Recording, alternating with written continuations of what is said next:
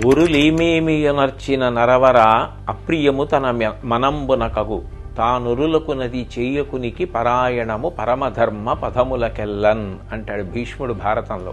మనం ఎవరినైనా ఇతరుల్ని ఏదైనా అనే ముందు వాళ్ళు మనని అట్లా అంటే మనకెంత బాధ కలుగుతుందా సంతోషం కలుగుతుందా ఆలోచించాలి. మనం ఎవరికైనా ఏదైనా చేసే ముందు వాళ్ళు మనకి అట్లాంటి పని చేస్తే ఎట్లా ఉంటుంది అన్నది ఆలోచించుకోవాలి. మనం ఇతరులను ఒక మాట అంటే వాళ్ళు బాధపడతారు అని తెలిసినప్పుడు అటువంటి మాటలు మాట్లాడకూడదు.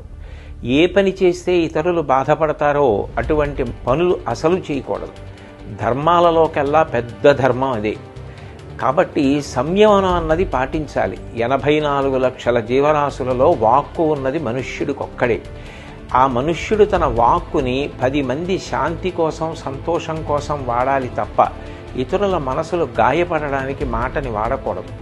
ఈ విషయాలు దృష్టిలో పెట్టుకుని మనందరం కూడా సోషల్ మీడియాని సక్రమంగా వాడుకుందాం తప్ప ఇతరుల యొక్క మనసులు బాధపడేటట్టుగా ప్రత్యేకించి కుటుంబ సభ్యుల్ని మహిళలని ఉద్దేశించి అసభ్యకరమైన పోస్టులు పెట్టకుండా మనని మనం నియంత్రించుకుని సభ్యతా సంస్కారాల్ని చాటిచెప్పాలి. ఉరులీమేమియనర్చిన నరవర అప్రియము తన మనంబునకగు తానురులకు నది చేయకునికి పరాయణము పరమధర్మ పదములకెల్లన్ అంటాడు భీష్ముడు భారతంలో.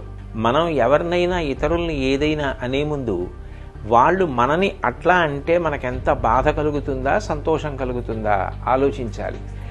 మనం ఎవరికైనా ఏదైనా చేసే ముందు వాళ్ళు మనకి అట్లాంటి పని చేస్తే ఎట్లా ఉంటుంది అన్నది ఆలోచించుకోవాలి.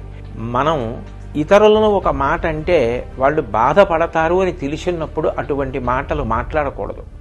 ఏ పని చేస్తే ఇతరులు బాధపడతారో అటువంటి పనులు అసలు చేయకూడదు. ధర్మాలలోకెల్లా పెద్ద ధర్మం అదే. కాబట్టి సంయమనం అన్నది పాటించాలి. 84 లక్షల జీవరాశులలో వాక్కు ఉన్నది మనుష్యుడికొక్కడే.